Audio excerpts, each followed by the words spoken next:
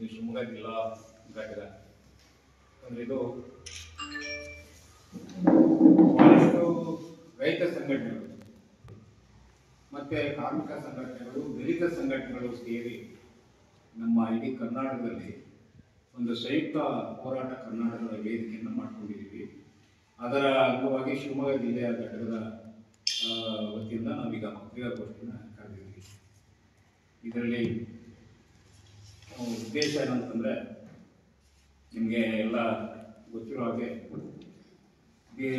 ಬೆಂಗಳೂರು ಗ್ರಾಮಾಂತರ ಜಿಲ್ಲೆಯ ದೇವನಹಳ್ಳಿ ತಾಲೂಕಿನ ಚಂದ್ರಾಯಪಟ್ಟಣದ ರೈತರ ಕೃಷಿ ಭೂಮಿನ ಸುಮಾರು 1777 ಎಕರೆ ಕೃಷಿ ಭೂಮಿನ ಕಳೆದ 2022ರಲ್ಲಿ ಸರ್ಕಾರ ಕೈಗಾರಿಕಾ ಪ್ರದೇಶಾಭಿವೃದ್ಧಿ ಮಂಡಳಿಗಾಗಿ ಅಕ್ವೈರ್ ಮಾಡಿದೆ, ಅಂದರೆ ಸ್ವಾಧೀನಪಡಿಸಿಕೊಳ್ಳುವಂಥ ಕ್ರಿಯೆಯನ್ನು ಪ್ರಾರಂಭ ಮಾಡಿದೆ. ಅಲ್ಲಿಂದ ಅಲ್ಲಿಯ ಸುಮಾರು 95% ರೈತರು ಅದನ್ನು ವಿರೋಧ ಮಾಡಿದ್ದಾರೆ. ಅವತ್ತಿಂದಲೂ ವಿರೋಧ ಮಾಡಿದ್ದಾರೆ, ಈಗಲೂ ಮಾಡ್ತಿದ್ದಾರೆ. ಹಗಲು ರಾತ್ರಿ ಅಲ್ಲಿ ಸತ್ಯಾಗ್ರಹನೇ ನಡೆಸ್ತಿದ್ದಾರೆ.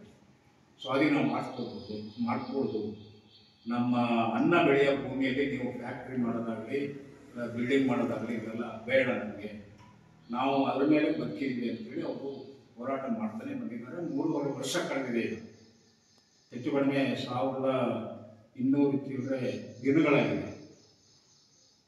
ಕಳೆದ BJP ಸರ್ಕಾರ ಇದ್ದಾಗ ಅದನ್ನು ನಿರಾಣಿ ಅವಾಗ ಇಂಡಸ್ಟ್ರಿ ಮಿನಿಸ್ಟ್ರು ಆವಾಗ ಹೋಗಿ ಅದನ್ನು ಪ್ರೋಸೆಸ್ ಮಾಡಿದ್ದಾರೆ.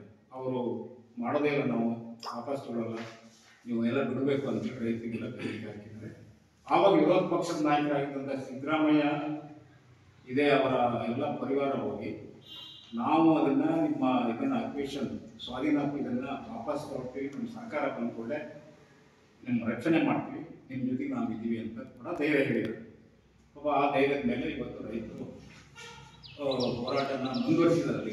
ಸರ್ಕಾರ ಬಂದಿದೆ, ಸಿದ್ದರಾಮಯ್ಯ ಸರ್ಕಾರ ಬಂದು 1.5 ವರ್ಷ ಆಗ್ತಾ ಬಂದಿದೆ. ಈಗ ಆದರೆ ಇವತ್ತು ಅದ್ರ ಬಗ್ಗೆ ಆ ಪ್ರೋಸೆಸ್ಸನ್ನು ನಿಲ್ಲಿಸಿಲ್ಲ. ಲಾಸ್ಟ್ ಏನಿದೆ ಆ ಪ್ರೋಸೆಸ್ ಕೆಲವೊಂದು ಕೊನೆ ರಿಜಿಸ್ಟ್ರೇಷನ್ ಸ್ವಾಧೀನ ಇದನ್ನು ಮಾಡುವಂಥ ಲಾಸ್ಟ್ ಫಾರ್ಮ್ ಇದೆಯಲ್ಲ, ಅದರ ಫೈನಲ್ ಹಂತಕ್ಕೆ ಬಂದಿದೆ. ಅದನ್ನು ಕಡಾಖಂಡಿತವಾಗಿ ವಿರೋಧ ಮಾಡೋದಕ್ಕೋಸ್ಕರ ಆ ರೈತರ ಪರವಾಗಿ ಇಡೀ ಕರ್ನಾಟಕದ ಎಲ್ಲ ರೈತ ಸಂಘಟನೆಗಳು, ಕಾರ್ಮಿಕ ಸಂಘಟನೆಗಳು, ದಲಿತ ಸಂಘಟನೆಗಳು ಸೇರಿ ದೇವನಹಳ್ಳಿ ಚಲೋ ಕಾರ್ಯಕ್ರಮವನ್ನು ಇದೇ ಜೂನ್ 25ಕ್ಕೆ ಸಂಘಟನೆ ಮಾಡಿದ್ವಿ. ಆ ಸಂಘಟನೆ ಮಾಡಿದ ದಿವಸ ಏನಾಗಿದೆ, ಸಾವಿರಾರು ಜನ ರೈತರು ಸೇರಿದರು ದೇವನಹಳ್ಳಿ ಸಂತೆ ಮೈದಾನದಲ್ಲಿ. ಅವತ್ತು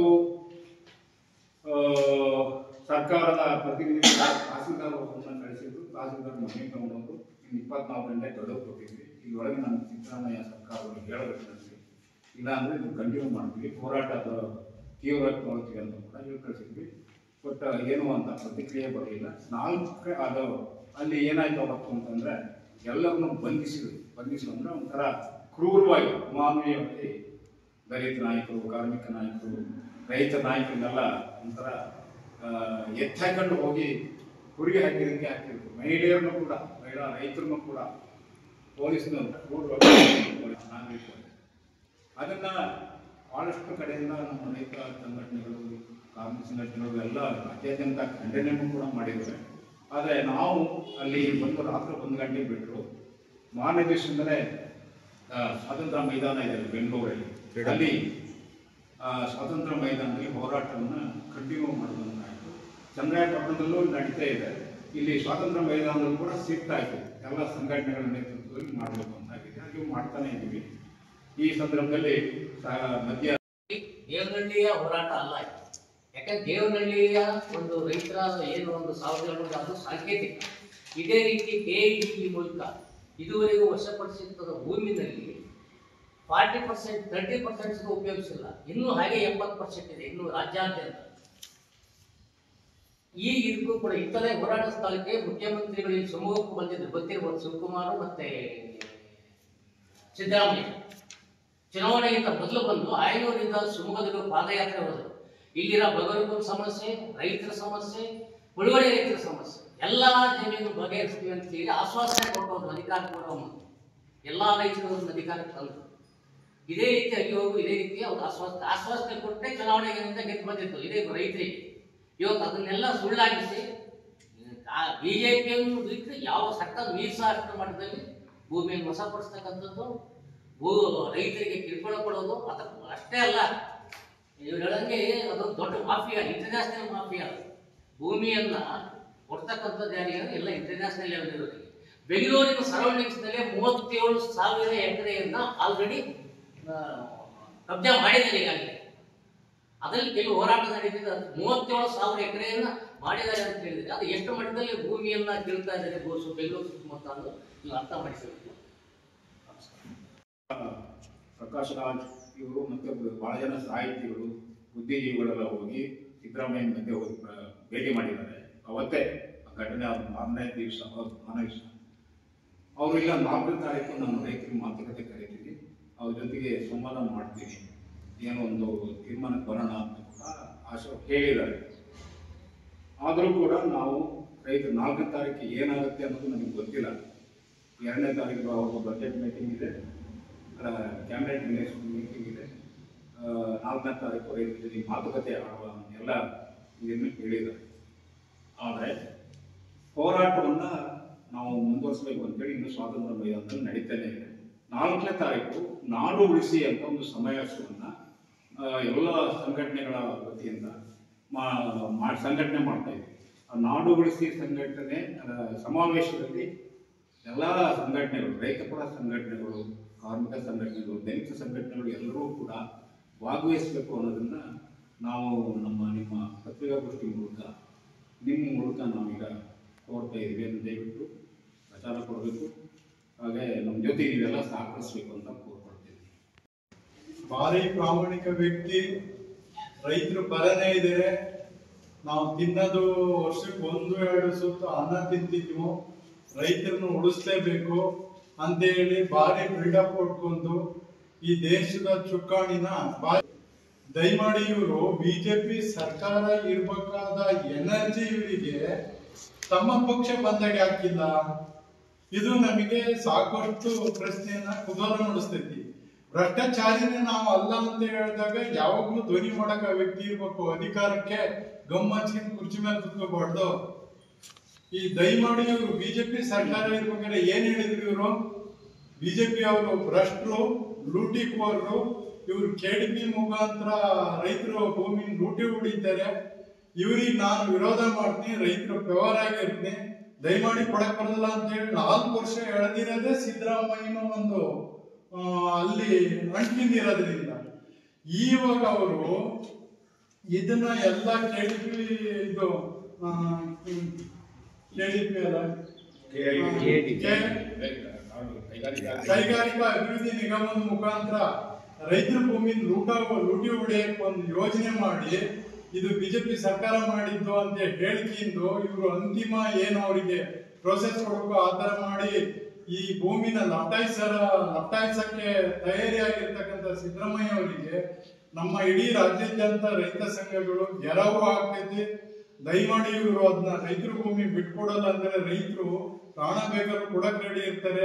ಸಿದ್ದರಾಮಯ್ಯಗಾಗಿ ಮಾಡೋದು ಈ ರೈತರು ಸುಮ್ಮನೆ ಇರಲ್ಲ ಅನ್ನೋದನ್ನ ಸಿದ್ದರಾಮಯ್ಯ ಅವರು ಎಚ್ಚರಿಕೆಯಿಂದ ಗಮನ ಹರಿಸ್ಬೇಕು.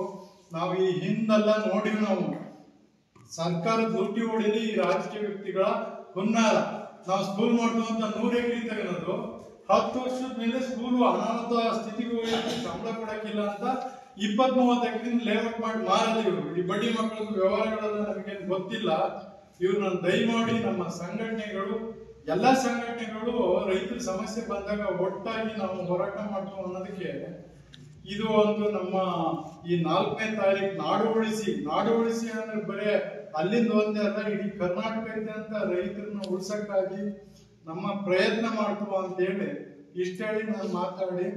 ಏನಂದ್ರೆ ಈಗ ರೌಡಿಗಳು ಅಂತ ಹೇಳ್ತೀವಿ, ಕೆಲವರು ಆಗ್ಬಿಟ್ಟು ಲೈಸೆನ್ಸ್ ತಗೊಂಡು ಗುಂಡಿಟ್ಟಲ್ಲ, ಆ ತರ KIDP ಮೂಲಕ ಕರ್ನಾಟಕ ಸರ್ಕಾರ ಇವತ್ತು ರೈತರ ಭೂಮಿಯನ್ನು ಕಸಿಯುವಂತ ಕೆಲಸ ಮಾಡ್ತಾ ಇದೆ. ಇದನ್ನ ನಾವೆಲ್ಲ ಸಂಯುಕ್ತ ಹೋರಾಟದವರು ನಾವು ಖಂಡಿಸ್ತೀವಿ. ಮತ್ತು ಅವತ್ತು ಯಾರು ರೈತರ ಮೇಲೆ, ಕಾರ್ಮಿಕರ ಮೇಲೆ, ಮಕ್ಕಳ ಮೇಲೆ, ಹೆಣ್ಣುಮಕ್ಕಳ ಮೇಲೆ ಹಲ್ಲೆ ಮಾಡಿದಂತ ಪೊಲೀಸ್ ಅಧಿಕಾರಿಯನ್ನ ತಕ್ಷಣ ಅಮಾನತಲ್ಲಿಡಬೇಕು. ತಕ್ಷಣ ಅಮಾನತಲ್ಲಿಡಬೇಕು ಮತ್ತು ಆ ವ್ಯಕ್ತಿ ಕ್ಷಮೆ ಯಾಚಿಸಬೇಕು ಸಾರ್ವಜನಿಕವಾಗಿ ಅಂತ ನಾವು ಈ ಮೂಲಕ ಒತ್ತಾಯ ಮಾಡ್ತೀವಿ.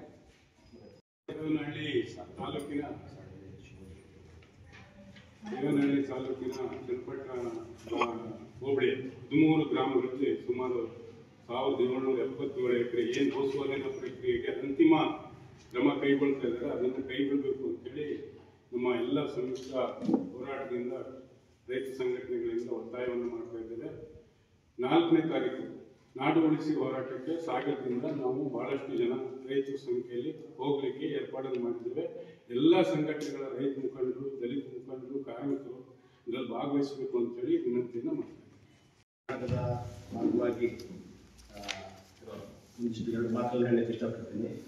ಮೊದಲನೇದಾಗಿ ಸಿದ್ದರಾಮಯ್ಯ 5 ಗ್ಯಾರಂಟಿಗಳನ್ನು ಕೊಟ್ಬಿಟ್ಟು ಇದು ಜನಪರವಾದ ಗ್ಯಾರಂಟಿ ಅಂತ ಹೇಳ್ತಾ ತಾವು ಏನೇ ಮಾಡಿದ್ರು ಕೂಡ ಸರಿಯಾದದ್ದು ಅದನ್ನು ಒಪ್ಪಬೇಕು ಅನ್ನೋ ರೀತಿಯಲ್ಲಿ ಈ ಬಾರಿಯ ಅವರ ಆಡಳಿತಾವಧಿಯಲ್ಲಿ ವಹಿಸ್ತಾ ಇದ್ದಾರೆ.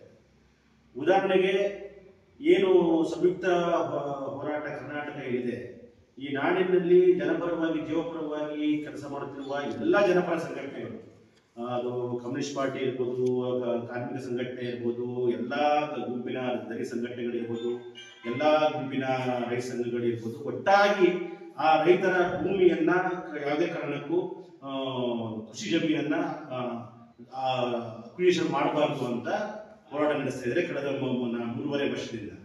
ಆದರೆ ಈಗ ಫೈನಲ್ ನೋಟಿಫಿಕೇಶನ್ಗೆ ಬಂದಿದೆ. ವಿರೋಧ ಪಕ್ಷದ ನಾಯಕರಾದಾಗ ಸ್ಥಳಕ್ಕೆ ಹೋಗಿ ಏನು ಲಕ್ಷ್ಮಣ್ ಹೇಳಿದಂಗೆ ಸ್ಥಳಕ್ಕೆ ಹೋಗಿ ಏನು ಆಶ್ವಾಸನೆ ಕೊಟ್ಟಿದ್ದಾರೆ ಅದ್ರ ವಿರುದ್ಧವಾಗಿ ಇವತ್ತು ಸಿದ್ದರಾಮಯ್ಯನವರು ನಡ್ಕೊತಿದ್ದಾರೆ. ಒಂದು ರೀತಿ ಕನಸನ್ನು ಬಿಟ್ಟು ಕಣ್ಣಿಟ್ಟಿರುವ ಕೆಲಸವನ್ನ ಈ ಸರ್ಕಾರ ಮಾಡ್ತಾ ಇದೆ. ಮೊನ್ನೆ ಯಾವ ರೀತಿ ಅಂದ್ರೆ ಆ ಹೋರಾಟದಲ್ಲಿ ಆ ಭಾಗದ 13 ಹಳ್ಳಿಯ ವಿದ್ಯಾರ್ಥಿನಿಯರು ಕೂಡ ಹೋರಾಟದಲ್ಲಿ ಪಾಲ್ಗೊಂಡಿದ್ದಾರೆ. ಅವರನ್ನು ಕೂಡ ಈ ಸರ್ಕಾರ ಅರೆಸ್ಟ್ ಮಾಡಿದೆ. ಆಮೇಲೆ ಬಹಳ ಹೀನಾಯವಾಗಿ ಅಲ್ಲಿನ ಡೆಪ್ಟಿ ಕಮಿಷನರ್ SP ಆತ ಹೆಣ್ಮಕ್ಳ ಮೇಲೆಲ್ಲ ಹಲ್ಲೆ ಮಾಡಿದ್ದಾನೆ. ನಮ್ಮ ಪಕ್ಷ ಕೂತಿರ್ತಕ್ಕಂಥ 2 ನಾಯಕರು ಕೂಡ ಆ ಹಲ್ಲೆಗೊಳಗಾದ ಇವರು ಕೂಡ ಹೋಗ್ತಾರೆ. ಅಂತ ಕೆಟ್ಟದಾಗಿ ಒಂದು ರೀತಿಯ ಪೊಲೀಸ್ ರಾಜ್ಯದ ತರ ಸಿದ್ದರಾಮಯ್ಯ ಸರ್ಕಾರ ನಡ್ಕೋತಾ ಇದೆ. ಆಮೇಲೆ MB ಪಾಟೀಲ್ ಒಬ್ಬ ಕೈಗಾರಿಕಾ ಮಂತ್ರಿ, ಅವನೊಬ್ಬ ಈಗ ಯಾವ ರೀತಿ ಆಗಿದ್ದಾರೆ ಅಂತಂದ್ರೆ ರಿಯಲ್ ಎಸ್ಟೇಟ್ ಏಜೆಂಟ್ ತರ ಕಿಂಗ್ ತರ ನಡ್ಕೋತಾ ಇದ್ದಾರೆ. ಯಾಕಂತಂದ್ರೆ ಇವತ್ತು ಸಾವಿರಾರು ಕೋಟಿ ಬೆಲೆ ಬಾಳುವಂತ ರೈತ ಭೂಮಿಯನ್ನ ಬಹುರಾಷ್ಟ್ರೀಯ ಕಂಪನಿಗಳಿಗೆ ಮಾರಾಟ ಮಾಡಲಿಕ್ಕೆ ಈತ ಒಬ್ಬ ಏಜೆಂಟ್ ಆಗಿ ಕೆಲಸ ಮಾಡಿದ್ದಾನೆ. ಸಾವಿರಾರು ಕೋಟಿ ರೂಪಾಯಿ ಕಮಿಷನ್ ಪಡೆಯುವ ದಂಧೆ ಇದಾಗಿದೆ. ಯಾಕಂತಂದ್ರೆ ಅದು ಅಲ್ಲಿರುವ ಭೂಮಿ ಇದು ಕೇವಲ ಬಂಗಾರದ ಭೂಮಿಯಲ್ಲ, ವಜ್ರದ ಬೆಲೆ ಬಾಳುವಂತ ಭೂಮಿ. ಅದು ಬೆಂಗಳೂರು ಸುತ್ತಮುತ್ತಲಿನ ಜನರಿಗೆ ತರಕಾರಿ, ಹಣ್ಣು, ಇನ್ನಿತರ ವಸ್ತುಗಳನ್ನು ಕೊಡುವಂತ ಅಪರೂಪದ ಭೂಮಿ ಅದು. ಅಂತ ಭೂಮಿಯನ್ನ ಕಸಿದುಕೊಳ್ಳುವಂತ ಕೆಲಸ ಮಾಡಿದೆ. ಈಗಾಗಲೇ ನಮ್ಮ ನಾಯಕರೆಲ್ಲ ಇವತ್ತು ಈಗಾಗಲೇ ಹೇಳಿದ್ದಾರೆ, ನಿಮಗೆ ಕೈಗಾರಿಕೆ ಅಭಿವೃದ್ಧಿ ಮಾಡಬೇಕು ಅಂತಂದ್ರೆ ಬೆಂಗಳೂರು ಯಾಕೆ ಸೆಂಟರ್ ಮಾಡ್ಕೊತೀರಾ? ಇವತ್ತು ಶಿವಮೊಗ್ಗ ಜಿಲ್ಲೆ ಇದೆ, ಶಿವಮೊಗ್ಗದಲ್ಲಿ ಏರ್ಪೋರ್ಟ್ ಇದೆ, ಶಿವಮೊಗ್ಗ ಜಿಲ್ಲೆ ಇದೆ, ಬಾಗಲಕೋಟೆ ಇದೆ, ಚಾಮರಾಜನಗರ ಇದೆ, ದುರ್ಗ ಇದೆ, ಹೊಸಪೇಟೆ ಇದೆ, ಬಳ್ಳಾರಿ ಇದೆ, ರಾಯಚೂರು ಇದೆ. ಅಲ್ಲೆಲ್ಲ ಅತಿ ಹೆಚ್ಚು ಜನಸಂಖ್ಯೆ ಇರುವಂತಹ ಪ್ರದೇಶ, ಅಲ್ಲಿ ನೀವು ಮಾಡಬಹುದಲ್ಲ.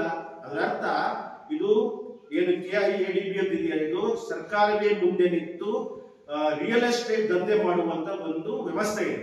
ಈ ವ್ಯವಸ್ಥೆಯಲ್ಲಿ ನೇರವಾಗಿ MB ಪಾಟೀಲ್ ಭಾಗಿಯಾಗುವಾಗೆ ಮುಖ್ಯಮಂತ್ರಿ ಸಿದ್ದರಾಮಯ್ಯನವರು ಚೂ ಬಿಟ್ಟಿದ್ದಾರೆ ಅನ್ನುವುದು ಈಗ ನಮ್ಗೆಲ್ಲ ಬಂದಿರೋ ಸುದ್ದಿ. ಈಗಾಗಲೇ 3.5 ವರ್ಷಗಳಿಂದ ಹೋರಾಟ ಮಾಡಿಕೊಂಡು ಬಂದಿರತಕ್ಕಂತ ರೈತರನ್ನ ಹೋರಾಟಕ್ಕೆ ಬೆಂಬಲಿಸಿದಂತ ಸಿದ್ದರಾಮಯ್ಯ ಇಷ್ಟು ದಿನ ಆದ್ರೂ ಕೂಡ ಒಂದು ತೀರ್ಮಾನಕ್ಕೆ ಬರದೆ ನನಗೆ ಸಮಯ ಕೊಡಿ, ನಾನು ಸಂಪುಟ ಸಭೆಯಲ್ಲಿ ಇಟ್ಟು ನಾವು ತೀರ್ಮಾನ ಮಾಡ್ತೀನಿ ಅಂತ ಹೇಳ್ತಾರೆ ಅಂತಂದ್ರೆ ಇವರು ಅದರ ಅರ್ಥ ಆಲ್ರೆಡಿ ಇವರು ತೀರ್ಮಾನ ಮಾಡಿದ್ದಾರೆ ಅಂತ. ನಿಮ್ಗೆ ಮಾಹಿತಿಗಾಗಿ ಅವ್ರು ಮಾತಾಡಿದ ವಿಡಿಯೋ ನಿಮ್ಮೆಲ್ಲ ನಂಬರಿಗೆ ಕಳಿಸ್ತೀನಿ, ದಯಮಾಡಿ ಅದನ್ನ ನೋಡ್ಬೇಕು. ಆಮೇಲೆ ಈ ದೇಶದ ಯಾವ ಸರ್ಕಾರದ ಅಡಿಯಲ್ಲಿ ಕೆಲಸ ಮಾಡುವವರು ಸರಿ ಮಾಡಿದ್ರೆ ಇಲ್ಲ ಅಂತ ನೋಡ್ಲಿಕ್ಕೆ ಈ ದೇಶದಲ್ಲಿ ಮಹಾ ಲೋಕಪಾಲ ಅಂತ ಇದೆ. ಭಾರತದ ಮಹಾ ಲೇಖಪಾಲ ಒಂದು ವರದಿ ಕೊಟ್ಟಿದೆ. 2017ರ ಆಡಿಟ್ ವರದಿಯಲ್ಲಿ ಸುಮಾರು 2013ರಿಂದ 2017 ನಡುವೆ ಸುಮಾರು ಏನು ಅಕ್ವಿಜಿಷನ್ ಮಾಡ್ಕೊಂಡಿದ್ದಲ್ಲ, ಆ ಅಕ್ವಿಜಿಷನ್ ಮಾಡಿಕೊಂಡಂತ ಜಮೀನಲ್ಲಿ ಸುಮಾರು 65,000 ಎಕರೆ ಜಮೀನನ್ನ ರೈತರ ತೀವ್ರ ವಿರೋಧದಿಂದಾಗಿ ವಾಪಸ್ ಕೊಟ್ಟಿದ್ದಾರೆ. ಮತ್ತೆ ಎಷ್ಟೋ ಜಾಗಗಳು ಇವತ್ತಿನವರೆಗೂ ಬಳಕೆನೇ ಆಗಿದೆ. ಸುಮಾರು 36,000 ಎಕರೆ ಜಮೀನು ಏನು ಅಕ್ವಿಜಿಷನ್ ಮಾಡ್ಕೊಂಡಿದ್ದಾರೆ ಅಕ್ಕಿಜ ಮಾಡ್ಕೊಂಡಿರೋದು ಇನ್ನೂ ಕೂಡ ಬಳಕೆನೇ ಆಗಿಲ್ಲ. ಅದು ಬೇರೆ ಬೇರೆಯವರಿಗೆ ಒಳ ಒಪ್ಪಂದದಲ್ಲಿ ಕೊಡುವಂತ ವ್ಯವಸ್ಥೆ ಆಗಿದೆ ಅಂತ ಈ ದೇಶದ ಮಹಾಲೇಖಪಾಲ ಅವರು ವರದಿಯನ್ನ ಕೊಟ್ಟು ತಮ್ಮ ವಿಮರ್ಶೆಯನ್ನ ಮಾಡಿದ್ದಾರೆ.